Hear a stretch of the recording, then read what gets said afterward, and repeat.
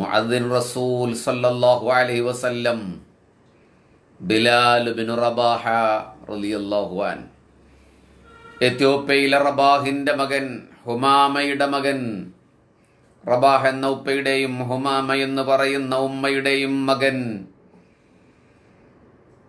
എത്യോപ്യയിൽ നിന്ന് അവർ സഞ്ചാരം ചെയ്യുമ്പോൾ എത്രയെത്ര അടിമച്ചന്തകളിലാണ് ഈ ചെറുപ്പക്കാരൻ വലിച്ചിഴക്കപ്പെട്ടത്. ഒട്ടകച്ചാണവും കുതിരച്ചാണകവും മണക്കുന്ന ഗ്രാമീണ ചന്തകളിൽ, നട്ടാവയിലത്ത് മരുഭൂമിയുടെ ഏതോ മരത്തിൻ്റെ ഇത്തിരിയൊക്കെ തണുപ്പുള്ള ഗ്രാമങ്ങളിൽ ഇയാൾ ഉയർത്തിയ പീഠങ്ങളിൽ നിർത്തപ്പെട്ടില്ല. പകരം ഒരുപാട് അടിമകൾക്ക് കൂടെ ചാണകമൂത്രം മണക്കുന്ന അടിമത്തെരുവുകളിലൂടെ വലിച്ചിഴച്ചപ്പെട്ട മനുഷ്യൻ. ആരൊക്കെയോ അവരുടെ ദേഷ്യം തീർക്കാൻ വേണ്ടി ആ പരുപരുത്ത മുഖകമലങ്ങളിൽ ആഞ്ഞാഞ്ഞു പ്രഹരിക്കുമ്പോഴും ഒരു തുള്ളി കണ്ണീർ വാർക്കാതെ കരിരിമ്പിന്റെ കരുത്തോടെ നിന്ന മനുഷ്യൻ. ഗതകാല സ്മരണകളിൽ നൊമ്പരങ്ങളല്ലാതെ മറ്റൊന്നും സമ്മാനിക്കാനില്ലാത്ത മനുഷ്യൻ. ഔന്നത്യത്തിന്റെ ഒരു സദസ്സുകളിലും ആകർഷിക്കപ്പെടാതെ പോയ മനുഷ്യൻ. അവഗണനയുടെ ആഴങ്ങളിൽ തപിച്ചു കിടന്ന മനസ്സുമായി ജീവിച്ച ഒരു മനുഷ്യൻ, ബിലാൽ ബിൻ റബാഹ് റളിയല്ലാഹു അൻ. പക്ഷേ ഇപ്പോഴാ മനുഷ്യൻ കരഞ്ഞു പോകുമ്പോൾ ആ പഴയ മനുഷ്യനല്ല. റസൂലുള്ളാഹി വഫാത്തായ ദിവസം അവിടുത്തെ ജനാസയൊക്കെ കണ്ടതിന് ശേഷം ആദ്യത്തെ ജമാഅത്തിന്റെ സമയമായപ്പോൾ ബിലാൽ ബിൻ റബാഹ റളിയല്ലാഹു അൻഹുവാണ് മദീനത്തെ പള്ളിയിൽ ബാങ്ക് കൊടുക്കുന്നത്. ആ ബാങ്ക് അദ്ദേഹത്തിന് മുഴുമിക്കാനായിട്ടില്ല. പിന്നെ ഓരോ ഘട്ടങ്ങളിലും ബിലാൽ അല്ല ബാങ്ക് കൊടുത്തിട്ടുള്ളത്. നമ്മൾ മദീനയിലെ ഈ പ്രയാണത്തിൽ മസ്ജിദുൻ നബവിയുടെ വലത്ത് കിഴക്കേ മൂലയിൽ മസ്ജിദു ബിലാൽ എന്ന് പറയുന്നൊരു പള്ളി ഇതാ ഇപ്പോൾ ദൃശ്യമാകുന്നുണ്ട്. മനോഹരമായ പള്ളിയാണ്. അതിൻ്റെ കുബ്ബ, അതിൻ്റെ മിനാരം പച്ച കളറിലാണ്. അതിൻ്റെ താഴെ ധാരാളം ഷോപ്പിംഗ് മാളുകളുണ്ട്. ആ മാളുകളിൽ, മാളെന്ന് പറഞ്ഞാൽ വലിയ ഷോപ്പിംഗ് മാൾ, കച്ചവട റൂമുകളുണ്ട്, ഷോപ്സുകളുണ്ട്. അവിടെയൊക്കെ കറുത്ത വർഗ്ഗക്കാരിങ്ങനെ തമ്പടിച്ച് കിടക്കുന്നത് കാണാം. ഞാൻ ഗസ് ചെയ്യുകയാണ്, മദീനയിലെ പല മഹാന്മാരുടെ പേരിലുള്ള പള്ളികളും അവരുടെ വീട് നിന്ന സ്ഥലത്താണ് എന്ന് ചരിത്രം രേഖപ്പെടുത്തുന്നുവെങ്കിൽ ബിലാലിന്റെ വീടിന്റെ മുന്നിലാണ് ഇപ്പോൾ നമ്മൾ നിൽക്കുന്നത്. റസൂലുള്ള വഫാത്ത് കഴിഞ്ഞു 3 ദിവസം കഴിഞ്ഞു. ആദ്യത്തെ ദിവസമേ ബാങ്ക് കൊടുത്തുള്ളൂ. അത് തന്നെ പകുതിയിൽ വെച്ച് അവസാനിപ്പിച്ചു. പിന്നെ വേറൊരു മുഅദ്ദിനാണ് ബാങ്ക് കൊടുക്കുന്നത്. അവിടുത്തെ മുബാറക്കായ ജനാസ മറവ് ചെയ്തു വിതുമ്പലടക്കാനാവാതെ വീട്ടിൽ ഒറ്റയ്ക്കിരുന്നു ബിലാൽ. പള്ളിയിലേക്ക് പോയില്ല. അപ്പോഴത്തേനും ഖലീഫ, അധികാരമേറ്റ അബൂബക്കർ ബിൻ അബീ ഖുഹാഫ കൊണ്ടുവരാൻ പറഞ്ഞു. ബിലാലിനെ കൊണ്ടുവരാൻ വേണ്ടി പറഞ്ഞു. ബിലാൽ വന്നതൊരു ദൃഢനിശ്ചയത്തോടു കൂടിയാണ്. ബിലാലിനോട് പറഞ്ഞു, ബിലാലെ, ഇനി ബാങ്ക് നിങ്ങൾ കൊടുക്കണം. 3 ദിവസം നിങ്ങൾ മാറി നിന്നു. ഇനി നിങ്ങൾ ബാങ്ക് കൊടുത്തേ മതിയാവൂ. ഹബീബായ റസൂലുള്ളാഹി സ്വല്ലല്ലാഹു അലൈഹി വസല്ലമയുടെ കാലഘട്ടത്തിൽ ബാങ്ക് കൊടുച്ച നിങ്ങളുടെ ആ അനുഗ്രഹീത സ്വനവേടകമുണ്ടല്ലോ, കാഴ്ചയിൽ അത്രമേൽ ഭംഗിയൊന്നുമില്ലാത്ത ബിലാലിന്റെ ആ ചെമന്ന ചുണ്ടുകൾ, കറുത്തു തടിച്ച ചുണ്ടുകൾക്കിടയിലൂടെ വാർന്നു വീഴുന്ന ബാങ്കിന്റെ ഒരു പ്രതിധ്വനിയുണ്ടല്ലോ, മദീനയുടെ താഴ്വാരം ഹർഷപുളകിതമായിരുന്നു. അപ്പോൾ അത്ര ആസ്വാദ്യകരമാണ് ബിലാലിന്റെ ബാങ്ക് റളിയല്ലാഹു അൻ. അതുകൊണ്ട് നിങ്ങൾ ബാങ്ക് കൊടുക്കണം. ബിലാൽ പറഞ്ഞു, പറ്റത്തില്ല, കഴിയുന്നില്ല. ഇത് സംസാരിക്കുമ്പോൾ, അബൂബക്കറും ബിലാലും സംസാരിക്കുമ്പോൾ അവരുടെ 10 മീറ്റർ അടുത്തൊരു പുതിയ ഖബറുണ്ട്. ഐഷത്തു സിദ്ദീഖയുടെ വീട്ടിൽ അവിടെ കിടക്കുന്നതാരാണ്? ഹബീബ് മുഹമ്മദ് മുസ്തഫ സല്ലല്ലാഹു അലൈഹി വസല്ലം. ബിലാൽ പറഞ്ഞു, പറ്റില്ല അബൂബക്കർ തങ്ങളെ. അബൂബക്കർ നിങ്ങൾ നിർബന്ധിച്ചു. നിങ്ങൾ റസൂലുള്ള നിങ്ങളെ മുഅദ്ദിനാക്കിയ ആളാണ്. മക്കാ ഫതഹിന്റെ നാളിൽ കഅബ മന്ദിരത്തിന്റെ മുകളിൽ കയറി ബാങ്ക് കൊടുത്തത് നിങ്ങളാണ്. മസ്ജിദുൻ നബവി നിർമ്മിക്കപ്പെടുമ്പോൾ നിങ്ങളുടെ ബാങ്ക് അവിടെ മുഴങ്ങിയിട്ടുണ്ട്. അതുകൊണ്ട് ബാങ്ക് കൊടുത്തേ പറ്റൂ. പറ്റില്ല അബൂബക്കർ, എനിക്ക് കഴിയില്ല അബൂബക്കർ. ഒരുപാട് നിർബന്ധിച്ചപ്പോൾ ബിലാൽ പറഞ്ഞു, ഞാൻ ഷാമിലേക്ക് പോവുകയാണ്. അബൂബക്കർ തങ്ങളെ എനിക്ക് വയ്യ. പൊന്നു സഹോദരങ്ങളെ, നിങ്ങളെ രംഗമൊന്നും മനസ്സിലൊന്നിങ്ങനെ ഇമാജിനേഷൻ ചെയ്ത് നോക്ക്. എൻ്റെ രൂപവും ശബ്ദമൊക്കെ മറന്നിട്ട് കണ്ണ് ചിമ്മി മദീനയിലാണ് ഈ രംഗം. മദീനത്തെ പള്ളിയിൽ എനിക്ക് ഹബീബ് ചാരക്കിടക്കുമ്പോൾ അവിടുത്തെ ഇടപ്പേര് പറയാൻ കഴിയുന്നില്ല. ഇനി ബാങ്ക് വിളിക്കാൻ പറ്റിയില്ലെങ്കിലും മദീനയിൽ എനിക്ക് താമസിക്കാൻ പറ്റുന്നില്ല. നമുക്ക് മനസ്സിലാകണമെങ്കിൽ പ്രണയത്തിൻ്റെ പവർ എന്താണെന്ന് അറിയണം. അപ്പോഴും അബൂബക്കർ നിർബന്ധിച്ചപ്പോൾ അവസാന കൈക്ക് സയ്യിദന ബിലാൽ ഒരു ഡയലോഗ് പറയുന്നുണ്ട്. അബൂബക്കർ തങ്ങളെ,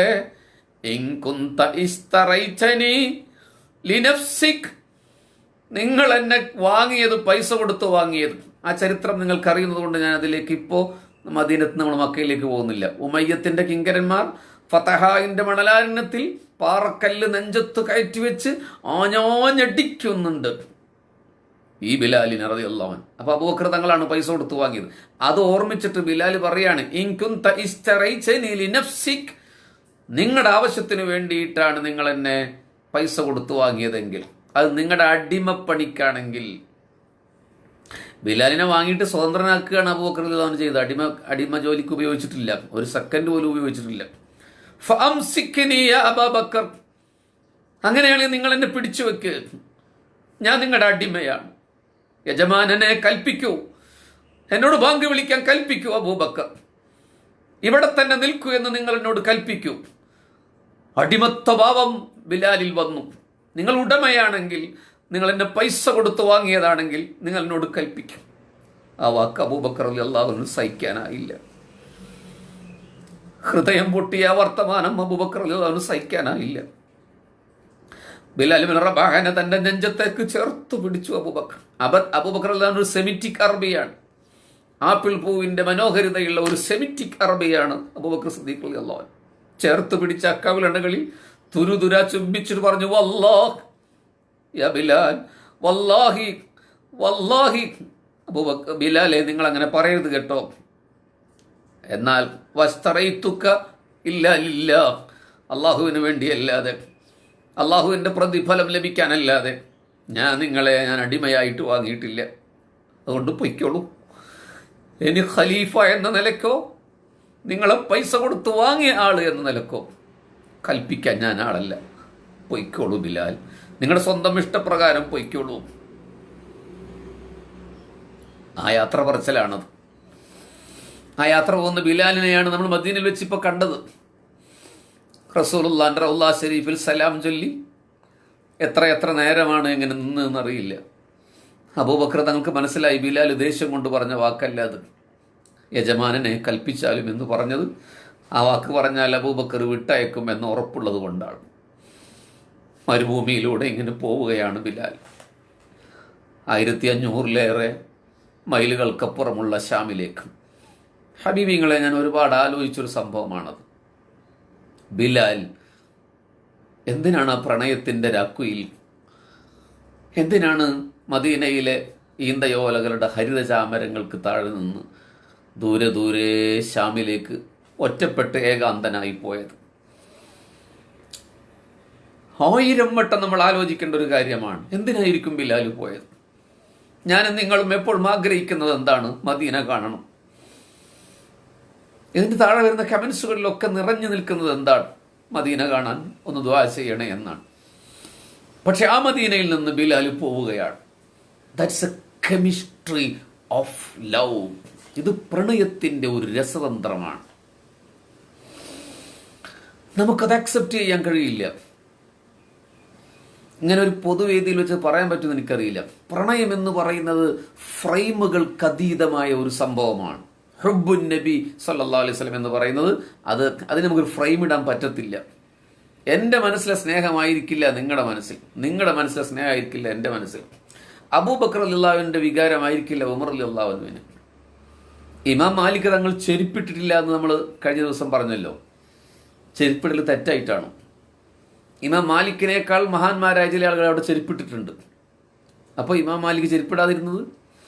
സർ ഡോക്ടർ അല്ലാമ മുഹമ്മദ് ഇക്ബാൽ മദീന കണ്ടിട്ടില്ല, അയാൾക്ക് സ്നേഹമില്ലായിട്ടാണോ? ജവാബെ ശിക്വയും എഴുതിയ ഡോക്ടർ അല്ലാമ മുഹമ്മദ് ഇക്ബാൽ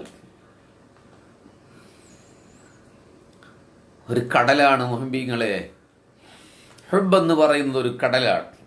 നമുക്കത് മനസ്സിലാക്കാൻ ഉൾക്കൊള്ളാൻ ബുദ്ധിമുട്ടാണ്. അപ്പോൾ ബിലാൽ പോവുകയാണ് ഷാമിലേക്ക്. ആ കാഴ്ചയാണ് തൊട്ട് മുമ്പ് മദീനയിൽ വെച്ച് നമ്മൾ കാണുന്നത്. മാസങ്ങളേറെ കടന്നുപോയി. മാസങ്ങളല്ല, വർഷവും കടന്നു പോയിട്ടുണ്ടാവും. ഒരു രാത്രി ബിലാൽ തൻ്റെ പത്നിയോടൊപ്പം കിടന്നുറങ്ങുകയാണ്. ഹിന്ദ് എന്ന് പറയുന്ന പത്നി കിടന്നുറങ്ങുന്ന വേളയിൽ ഹബീബ് സല്ലല്ലാഹു അലൈഹി വസല്ലം സ്വപ്നത്തിൽ, അള്ളാഹു നമുക്കൊക്കെ തൗഫീക്ക് നൽകട്ടെ, സ്വപ്നത്തിൽ പുണ്യ നബി സല്ലല്ലാഹു അലൈഹി വസല്ലം വന്ന് പറയുന്നുണ്ട്, ബിലാലെ, എങ്ങനെയാണ് ഞാൻ നിങ്ങളോടത് പറഞ്ഞ് അവതരിപ്പിക്കുക? റസൂലുള്ള ഇങ്ങോട്ട് വന്നിട്ട് ക്ഷണിക്കുകയാണ്.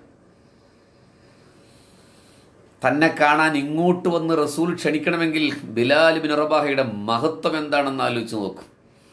മാ ഹാദിഹിൽ ജഫാ യാ ബിലാൽ, എന്താണ് ഈ വിരഹത്തിൻ്റെ, എന്താണ് ഈ വിട്ടു നിൽക്കുന്നതിൻ്റെ അർത്ഥം ബിലാലെ? നിങ്ങൾ എന്താണ് ജഫാനി, നിങ്ങൾ എന്നെ ഒഴിവാക്കാൻ കാരണം എന്താണ്? ആരാണ് ഇത് ചോദിക്കുന്നത്? ഹബീബ് മുഹമ്മദ് മുസ്തഫ സ്വപ്നത്തിൽ. അമാ തസൂറുന, നിങ്ങൾ എന്നെ സന്ദർശിക്കുന്നില്ലേ ബിലാലെ? നിങ്ങൾക്ക് എന്നെ കാണാൻ തോന്നുന്നില്ലേ ബിലാലെ? റസൂലുള്ള വഫാത്തായിട്ടില്ലേ? വഫാത്തതിന് ശേഷമല്ലേ? അപ്പോൾ റസൂലുള്ള എന്നെ കാണാൻ വരണം എന്നൊക്കെ പറയുമ്പോൾ ഖബർ കാണാൻ വരണം എന്നല്ലേ ഈ പറയുന്നത്? ഖബറിൻ്റെ അരികിൽ വന്നാൽ ഇവിടെ നിങ്ങൾ മനസ്സിലാക്കേണ്ട പോയിന്റ്, വന്നയാൾക്കും റസൂലുള്ളാഹി സ്വല്ലല്ലാഹു അലൈഹി വസല്ലമയെ കാണാൻ പറ്റും, റസൂലുള്ളാഹി സ്വല്ലല്ലാഹു അലൈഹി വസല്ലമയ്ക്ക് ഓൾറെഡി ബിലാലിനെ കാണാൻ പറ്റും. നിങ്ങൾക്കത് മനസ്സിലായോ എന്ന് എനിക്കറിയില്ല, അത്ര മനസ്സിലായാൽ മതി തൽക്കാലം. വന്ന ആൾക്കും റസൂലുള്ളാഹിനെ കാണാൻ പറ്റും. ഖബറല്ല, നമ്മളൊക്കെ പോയി ഖബറല്ലേ കാണുന്നത്? ശംസുൽ ഉലമ മുത്തുപ്പേട്ടയിലെ, തഞ്ചാവൂരിലെ മുത്തുപ്പേട്ടയിലെ ദാവൂദുൽ ഹക്കീം തങ്ങളുടെ ഹദറത്തിൽ ചെല്ലുമ്പോൾ ഇൻട്രാക്ട് ചെയ്തിരുന്നു, സംസാരിക്കാറുണ്ടായിരുന്നു. വിഷയം അതല്ലാത്തതുകൊണ്ട് ഞാൻ പോകുന്നില്ല. അതിന് ദൃക്സാക്ഷിയായ ആൾ ഇപ്പോൾ ജീവിച്ചിരിക്കുന്നുണ്ട്. അദ്ദേഹം മഹാനായ ഒരു പണ്ഡിതനാണ്. ഏതെങ്കിലും ഒരു സംഘടനയുടെ ഭാഗമായി നിൽക്കുന്ന ആളല്ല അദ്ദേഹം. അങ്ങനെയാണ് ഈ തങ്ങളുടെ സംഘടനയുടെ നേതാവിനോടുള്ള താല്പര്യം കൊണ്ട് ഘോഷിക്കപ്പെടുന്ന ചമൽക്കാരങ്ങളായ കഥകളാണെന്ന് തെറ്റിദ്ധരിക്കും. അല്ല, അദ്ദേഹം ഒരു സംഘടനയുടെ ആളല്ല. എന്നാൽ 10,000 ലക്ഷക്കണക്കിന് ആൾക്കാർ ആദരിക്കുന്ന മഹാനായ ഒരു പണ്ഡിതനാണ്. അള്ളാഹു അദ്ദേഹത്തിന് ദീർഘായുസ്സ് കൊടുക്കട്ടെ. ഞാൻ പേരൊന്നും പറയുന്നില്ല. അദ്ദേഹം ദൃക്സാക്ഷിയാണ് ദാവൂദുൽ ഹക്കീമിനോട് സംസാരിക്കുന്നത്. അപ്പോൾ അങ്ങനെ കഴിവുള്ളവരുണ്ട്. നമുക്ക് റൗളയിലൊന്നും പോകാൻ തൗഫീക്ക് നൽകട്ടെ. കാണൽ പിന്നെയല്ലേ, നേരിട്ട് സ്വപ്നത്തിലെങ്കിലും കാണാൻ തൗഫീക്ക് നൽകട്ടെ. അപ്പോൾ ബിലാൽ റളിയല്ലാഹു അൻഹു എന്നെ കാണാൻ വരുന്നില്ലേ എന്ന് ചോദിച്ചാൽ എൻ്റെ ഖബർ കാണാൻ വരും എന്നാണ് പറഞ്ഞതിൻ്റെ അർത്ഥം? അല്ല, പരസ്പരം കാണാൻ വേണ്ടിയിട്ടാണ്. റസൂലുള്ളാഹിക്ക് ബിലാൽ ഷാമിലായാലും കാണാൻ പറ്റുമല്ലോ. സ്വപ്നത്തിൽ വരുന്ന റസൂലുള്ളാഹിക്ക് ഷാമിലായാലും ബിലാലിനെ കാണാൻ പറ്റും. പിന്നെ തന്നെ മദീനയിലോട്ട് വരാൻ പറഞ്ഞത് അത് ലൈവ് ഇൻട്രാക്ഷന് വേണ്ടിയിട്ടാണ്. ഒരു പക്ഷേ നിങ്ങളുടെ ലൈഫിൽ ഇത്തരം ഒരു ഫിലോസഫി ആദ്യമായിട്ട് അവൻ കേൾക്കുന്നുണ്ട്. എനിക്കറിയില്ല, എൻ്റെ ശ്രദ്ധയിൽ ഇങ്ങനെ ഈ വിഷയത്തെ നോക്കി കണ്ട ഒരാളെ ഞാൻ കണ്ടിട്ടില്ല. എനിക്ക് തോന്നിയ ഒരു ഭ്രാന്തൻ ചിന്തയാവും. തെറ്റാണെങ്കിൽ അള്ളാഹു പുറത്തു വരട്ടെ. ഞാൻ ആലോചിച്ചൊരു വിഷയം നിങ്ങളോട് പങ്കുവെക്കുകയാണ്. വഫാത്തിന് ശേഷം ഖബറിൽ കിടക്കുന്ന നബി സ്വപ്നദർശനത്തിൽ പോയി ബിലാൽ ഇങ്ങോട്ട് വരും എന്ന് പറയേണ്ട കാര്യം എന്താണ്? ഷാമിലുള്ള ബിലാലിനെ നബി സല്ലല്ലാഹു അലൈഹി വസല്ലം സ്വപ്നത്തിൽ കാണാൻ പറ്റില്ലേ? പക്ഷെ അത് ലൈവ് ഇൻട്രാക്ഷന് വേണ്ടിയിട്ടാണ്.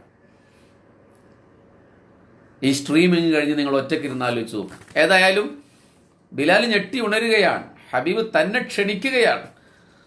അന്ന് പുലരും വരെ ഇരുന്ന് കരഞ്ഞു ബിലാൽ. ഷാം എന്ന് പറയുന്നത് മദീനയിൽ നിന്ന് 1500 കിലോമീറ്റർ മൈലുകൾക്കപ്പുറത്തുള്ള ഒരു പ്രദേശമാണ്.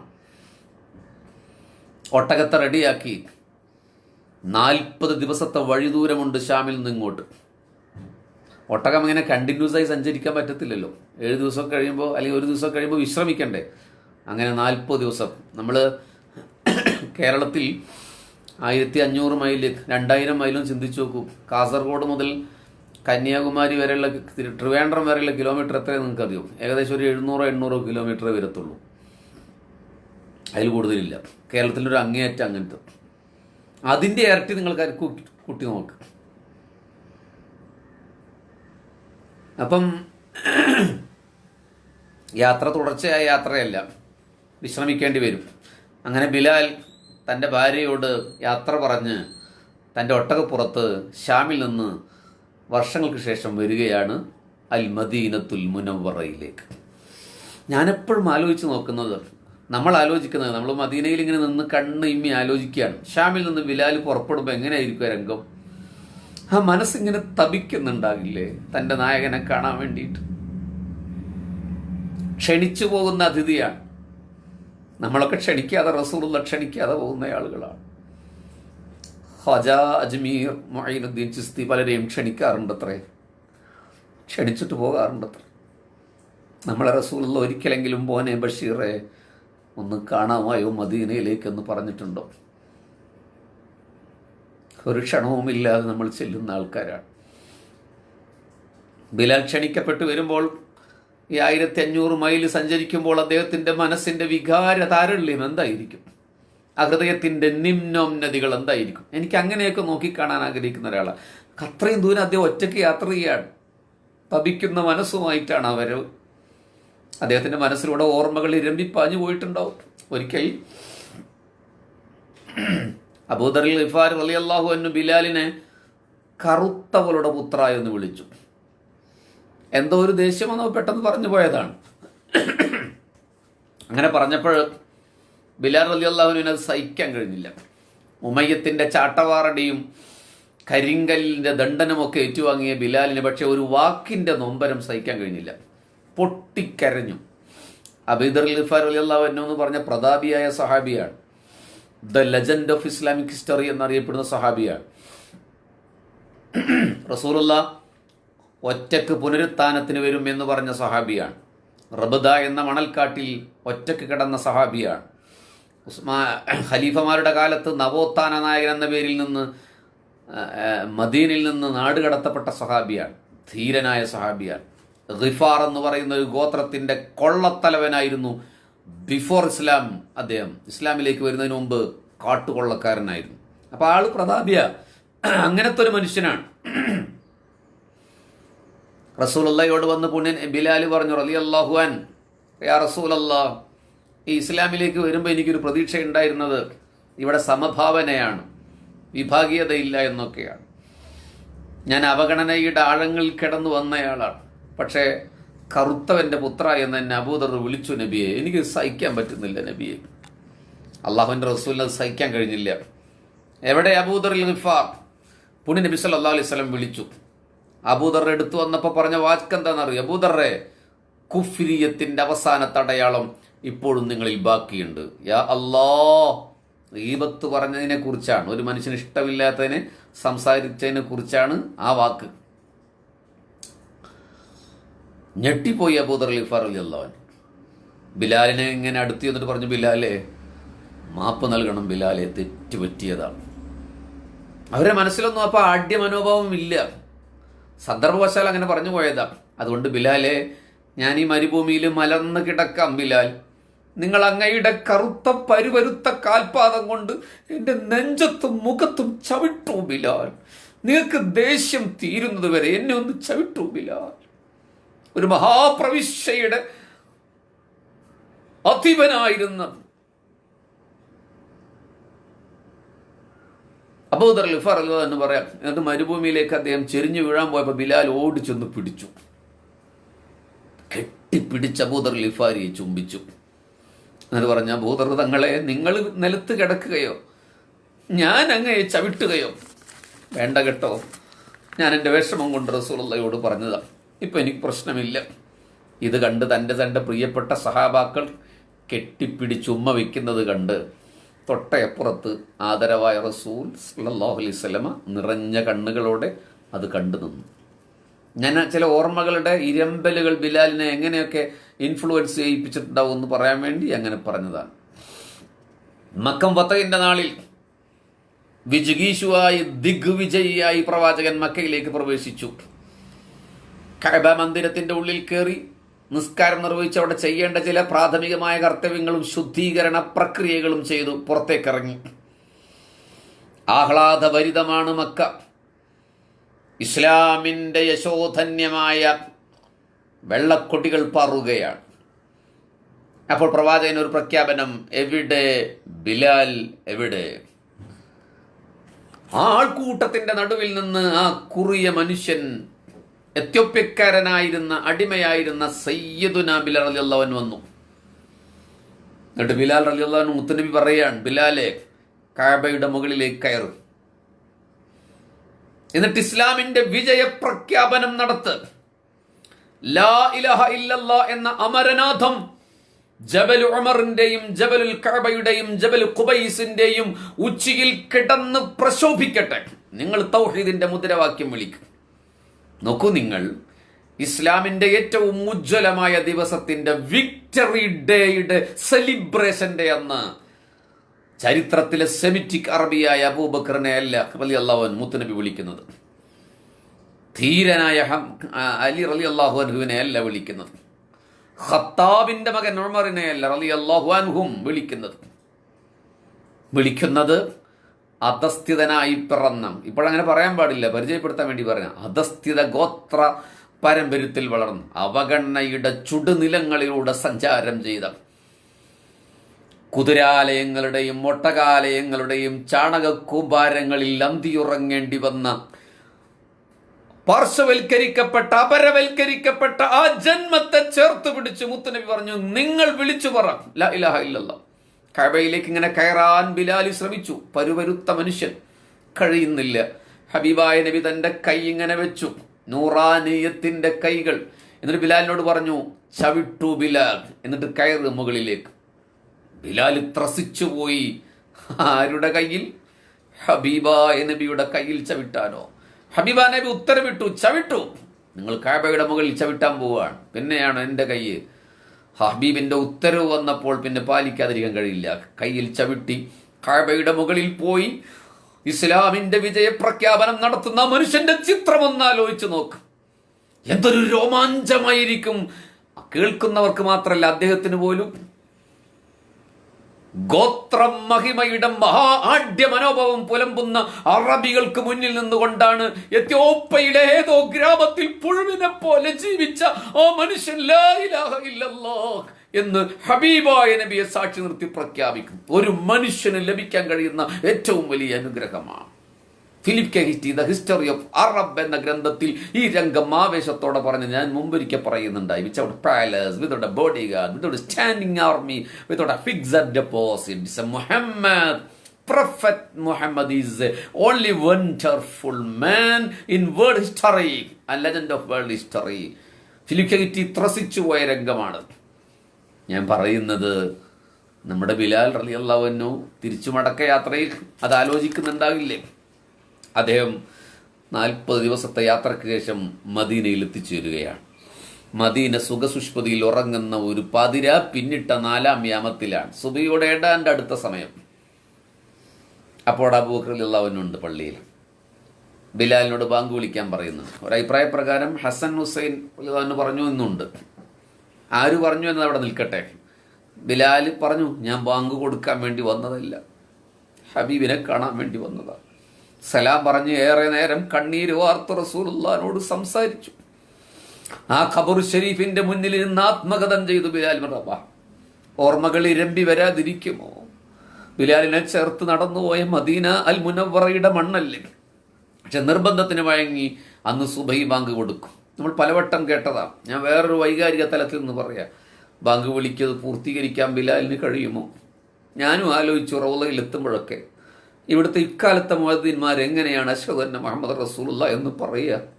അത് പറയുമ്പോൾ ഞാൻ മുഹമ്മദിനെ സാക്ഷ്യം വഹിക്കുന്നു എന്ന് പറയുമ്പോൾ അത് കേട്ട് 10 മീറ്റർ അപ്പുറം ഹബീബായ റസൂലുള്ളാഹി സല്ലല്ലാഹു അലൈഹി വസല്ലം കേട്ട് കിടക്കുക. ബിലാൽ റളിയല്ലാഹു അൻഹുവിന്റെ കാലഘട്ടത്തിൽ അത് പറയുന്നത് ആലോചിച്ച് നോക്കിയേ. അശ്ഹദു അന്ന മുഹമ്മദ എന്ന് പറയുമ്പോൾ തൊട്ടയടുത്ത് പുണ്യനബി ഇരിക്കുകയാണ്. നമ്മൾ ബാങ്ക് വിളിക്കുമ്പോൾ നമുക്കങ്ങനെ തോന്നിയിട്ടുണ്ടോ? നമ്മുടെ നാട്ടിൽ ബാങ്ക് വിളിക്കുമ്പോൾ തോന്നില്ല. വേണ്ട, നിങ്ങൾ എന്തെങ്കിലും റൗള ഷരീഫിൽ ഇങ്ങനെ ഇരിക്കുമ്പോൾ അവിടുന്ന് ബാങ്ക് മുഴങ്ങിയാൽ അശ്ഹദു അന്ന മുഹമ്മദ് റസൂലുള്ളാഹി എന്ന് പറയുമ്പോൾ തൊട്ടടുത്ത റസൂലുള്ളാഹി അത് കേൾക്കുന്നു എന്ന് നമ്മൾ എപ്പോഴെങ്കിലും കരുതിയിട്ടുണ്ടോ?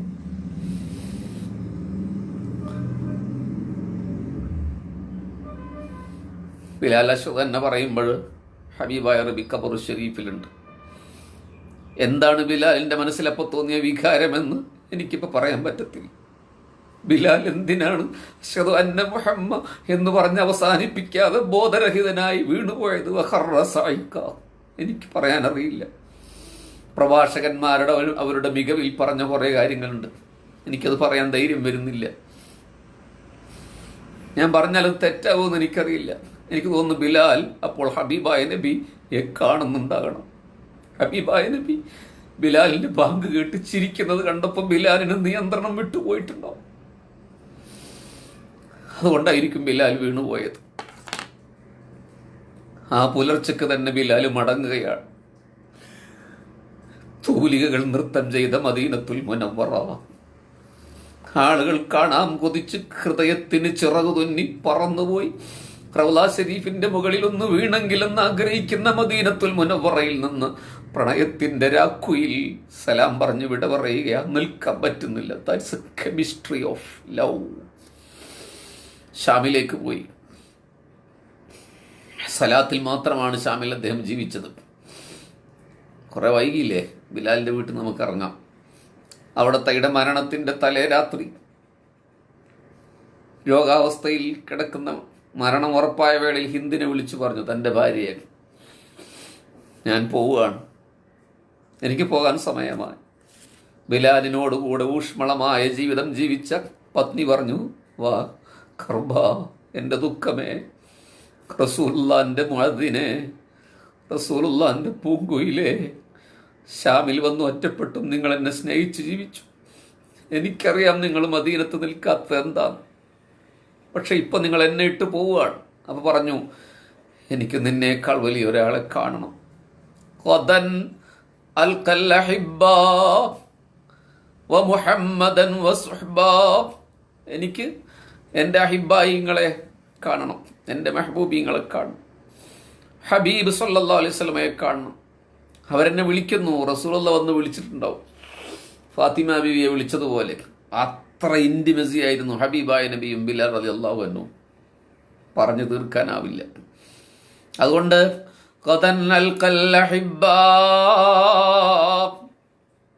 എനിക്ക് എൻ്റെ അഹിബായിങ്ങളെ കാണണം, അവരോട് കണ്ടുമുട്ടാൻ വേണ്ടി പോവുകയാണ്. വ മുഹമ്മദൻ സുഹബാ.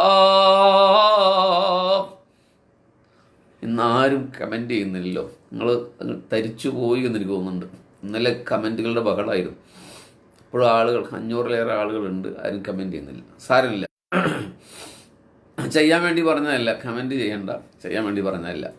നിങ്ങൾ ഇപ്പോൾ തന്നെ ഒന്ന് ഷെയർ ചെയ്ത നല്ല കാര്യം. കുറേ ആൾക്കാരെ നമുക്ക് ഇൻവൈറ്റ് ചെയ്യാൻ പറ്റുമല്ലോ, അതുകൊണ്ട് നിങ്ങൾ ഷെയർ ചെയ്തോളൂ.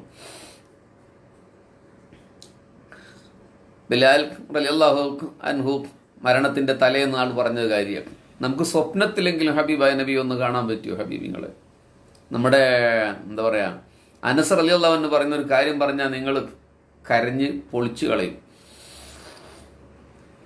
സാർ തരിച്ചുപോയി, കരഞ്ഞു പോകുന്നു. ഓക്കെ, കമൻറ്റ് ചെയ്യണ്ട, എൻ്റെ ഒരു ശ്രദ്ധയിലേക്ക് പോകണ്ട. അനസ് റളിയല്ലാഹു അൻഹു പറയാം, മാഹാദിഹിൽ ജഫാ മാമിൻ ലൈല. അനസ് റളിയല്ലാഹു അൻഹു പറയാം, മാമിൻ ലൈല, ഒരൊറ്റ രാത്രിയും കടന്നു പോയിട്ടില്ല. ഇല്ലാ വഅറാ ഹബീബി സല്ലല്ലാഹു അലൈഹി വസല്ലം, ഒരൊറ്റ രാത്രിയും പുണ്യനബിയുടെ വഫാത്തിന് ശേഷം കഴിഞ്ഞു പോയിട്ടില്ല എനിക്ക്. ഇല്ലാ അറാ ഹബീബി സല്ലല്ലാഹു അലൈഹി വസല്ലം. നിങ്ങളൊരു ഷോക്കിലായി എന്ന് എനിക്ക് മനസ്സിലായി. ഒറ്റ കമൻറ്റും വരാത്തൊരു 10 മിനിറ്റ് കടന്നുപോയി. ഇപ്പോഴാണ് എല്ലാവരും കമൻറ്റ് ചെയ്യുന്നത്. ഫോണിൻ്റെ ഒക്കെ ഏടാന്ന് എനിക്കറിയില്ല. അതോ നിങ്ങൾ മദീനയിൽ ത്രസിച്ച് നിന്നതുകൊണ്ടായിരിക്കും. അനസ് റളിയല്ലാഹു അൻഹു പറയാണ്, ഒരൊറ്റ രാത്രിയും റസൂലുള്ളാന്റെ വഫാത്തിന് ശേഷം കഴിഞ്ഞു പോയിട്ടില്ല. എങ്ങനെ? ഇല്ലാ റാ ഹബീബി സല്ലല്ലാഹു അലൈഹി വസല്ലം, എൻ്റെ ഹബീബിനെ കാണാതെ. മാഷാ അല്ലാഹ്, എൻ്റെ ഹബീബ് സ്വപ്നത്തിൽ വരാതെ. ഫിൽ മനാം, എൻ്റെ ഹബീബ് സ്വപ്നത്തിൽ വരാതെ ഒരു രാത്രി പോലും റസൂലുള്ളാന്റെ വഫാത്തിന് ശേഷം കടന്നുപോയിട്ടില്ലെന്ന് അനസ് റളിയല്ലാഹു അൻഹു. ലൈഫിൽ ഒരു തവണ കാണാൻ പറ്റിയ മുഅ്മിനീങ്ങളെ നമുക്ക്.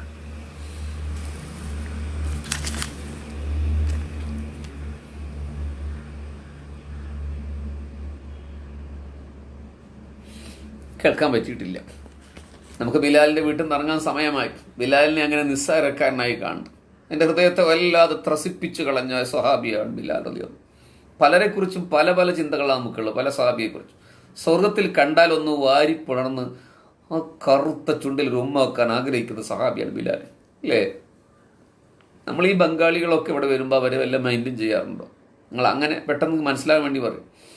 അതിനേക്കാൾ അവഗണനയോടെ ജീവിച്ചൊരു സഹാബിയ. പക്ഷെ ഒരിക്കൽ റസൂലുള്ളാഹി സ്വല്ലല്ലാഹു അലൈഹി വസല്ലം പറയാണ് പുണ്യ നബിയോട്, ബിലാലെ, മെഹറാജിൽ, സ്വപ്ന മെഹറാജിൽ ഞാൻ ഇന്നലെ പോയി. ബിലാലെ, ഞാനിങ്ങനെ സ്വർഗം ചുറ്റി സഞ്ചരിക്കുമ്പോൾ എൻ്റെ മുന്നിൽ ഒരു ചവിട്ടടി ശബ്ദം, ഒരു ചെരുപ്പിൻ്റെ നേർത്ത ശബ്ദം. ജിബ്രീലിനോട് ഞാൻ ചോദിച്ചു, ആരാണ് നടന്നു പോകുന്നത് മുന്നിൽ? ചെരുപ്പിൻ്റെ ശബ്ദം മാത്രമാണല്ലോ. ജിബ്രീൽ പറഞ്ഞു, അത് ബിലാലാണ് നബിയെ, അങ്ങയുടെ സഹാബി ബിലാലാണ് നബിയെ എന്ന്. ഇത് നബി സല്ലല്ലാഹു അലൈഹി വസല്ലം പറയാണ് ബിലാലിനോട്. നിങ്ങൾ ആലോചിച്ച് നോക്കിയാൽ ആ സമയത്തെ ഒരു പ്രത്യേകത. ബിലാൽ തന്നെ ഉറപ്പാകല്ലേ, ഞാൻ സ്വർഗസ്ഥനാണെന്ന് ഉറപ്പ് കിട്ടില്ലേ? ഈ പ്രപഞ്ചത്തിൽ മരിക്കുന്നതിന് മുമ്പ് സ്വർഗം ഉറപ്പിച്ച കുറെ ആൾക്കാരിൽ ബിലാൽ ബിൻ റളിയല്ലാഹു അൻഹു ഉണ്ട്. അശ്റത്തു ബശരിയിൽ ബിലാലില്ല ഉണ്ടോ? പക്ഷെ അങ്ങനെ അതിൽ പെടാത്ത കുറെ ആൾക്കാരുണ്ട്. ബിലാൽ റളിയല്ലാഹു ചോദിച്ചു, നിങ്ങൾ എന്തുട്ടാണ് അമൽ ചെയ്യുന്നത്? എൻ്റെ മുന്നിൽ നിന്ന്, റസൂലുള്ളാഹിന്റെ മുന്നിൽ നടക്കുകയാണ്. അതൊരു പ്രതീകാത്മകമായ അവതരണമായിരിക്കും. ജീവിതത്തിലാണെങ്കിൽ റസൂലുള്ളാഹിന്റെ മുന്നിൽ നടക്കുന്നത് അദബുകേടാണ്. പക്ഷെ സ്വർഗത്തിൽ ഒരു ചവിട്ടടി ശബ്ദം ഞാൻ കേട്ടു. ജിബ്രീൽ പറഞ്ഞു, അത് ബിലാലിൻ്റെയാണ്. അത് ബിലാൽ പൊട്ടിക്കരഞ്ഞു റസൂലുള്ളാഹിന്റെ മുമ്പിൽ വെച്ചിട്ട്. ഞാനോ ഒരമലും ഇല്ല നബിയെ, പക്ഷെ ഒന്ന് ഞാൻ പറയാം, ഞാൻ ദായിമുൽ വളുവാണ് നബിയെ, എപ്പോഴും ഒതുടുക്കും. ഒരു ഒതു കൊണ്ട് തന്നെ സുബഹ് ളുഹർ അസറൊക്കെ നിസ്കരിക്കും. അതേസമയം ഒതു കൂട്ടിക്കൊണ്ടിരിക്കും. ആ ഒലുവിൻ്റെ സുന്നത്ത് ഞാൻ നിസ്കരിക്കും. അത് അധികാരം ചെയ്യാത്തല്ലേ. നമ്മൾ എത്ര ആൾക്കാർ ഒലുവിൻ്റെ സുന്നത്ത് നിസ്കരിക്കാറുണ്ട്? തഹജ്ജുദും വിത്രമൊക്കെ നിസ്കരിക്കും, ഒലുവിൻ്റെ സുന്നത്ത് നിസ്കരിക്കാറുണ്ട്. ഇനിയിപ്പോൾ അത് നിസ്കരിച്ചുകൊണ്ട് നമ്മൾ സ്വർഗത്ത് പോകുന്നതല്ല. അള്ളാഹു സ്വർഗം നൽകട്ടെ. അത് ഓരോരുത്തർക്കും ഓരോ ക്വാളിറ്റീസും അള്ളാഹുവിന് ചില ഇടപെടലുകളാണ്. അത് പോട്ടെ, അത് വേറെ വിഷയമായി പോകും. ബിലാൽ റളിയല്ലാഹു അൻഹുവിന്റെ ചെരുപ്പിന്റെ ശബ്ദം സ്വർഗത്ത് കേട്ടു. ഏത് മനുഷ്യന്? എത്യോപ്യയിലെ അടിമാലയങ്ങളിൽ കുതിരച്ചാണകത്തിൽ കിടന്നുറങ്ങിയ ഒരു മനുഷ്യൻ ജന്നാത്തുൽ ഫിർദൗസിൽ ഹബീബിന്റെ മുന്നിൽ നടന്നു പോകുന്നു എന്ന്. നാളെ സ്വർഗത്തിൽ ബിലാലിനെ കാണാൻ അള്ളാഹു നമുക്ക് തൗഫീക്ക് നൽകട്ടെ. ബിലാലിന്റെ ബാങ്ക് സ്വർഗത്തിൽ കേൾക്കാൻ അള്ളാഹു തൗഫീക്ക് നൽകട്ടെ. ഈ മദീന മുഴുവൻ ത്രസിച്ച് നിൽക്കുകയാണ് പ്രണയം. ഇത്തിരി മണൽ നിങ്ങൾ വാരി എടുത്തു നോക്കൂ മദീനത്തുൽ മുനവ്വറയിലെ. അതിങ്ങനെ ചെവിയോട് ചേർത്ത് പിടിച്ചു നോക്കൂ. ഇപ്പോൾ 1000 കഥ പറയും മദീനത്തെ മണൽ. കാണുന്നതിലെല്ലാം കൗതുകമുണ്ട്.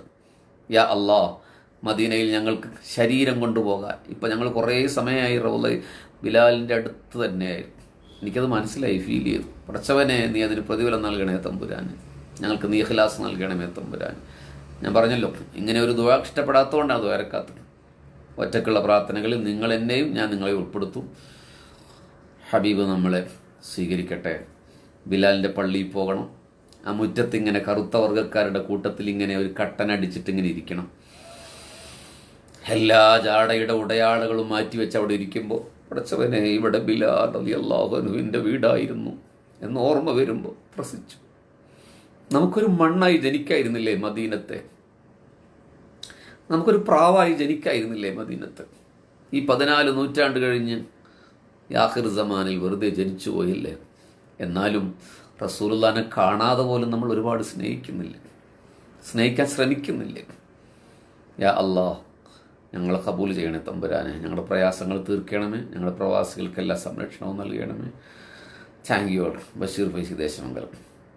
ഷെയർ ചെയ്ത് പുണ്യം കിട്ടാനല്ല, എനിക്ക് പുണ്യം കിട്ടാനല്ല, ഒരു പക്ഷേ ഈ നന്മയായതുകൊണ്ട് ഏതെങ്കിലും ഒരു പ്രവാചക സ്നേഹിയുടെ മനസ്സിനെ ത്രസിപ്പിക്കാൻ ഈ ശബ്ദത്തിന് കഴിഞ്ഞെങ്കിൽ അതിൽ മാത്രമേ പ്രതീക്ഷയുള്ളൂ. ഷെയർ ചെയ്തിട്ടുണ്ടാവുമെന്ന് കരുതുന്നു. Thank you.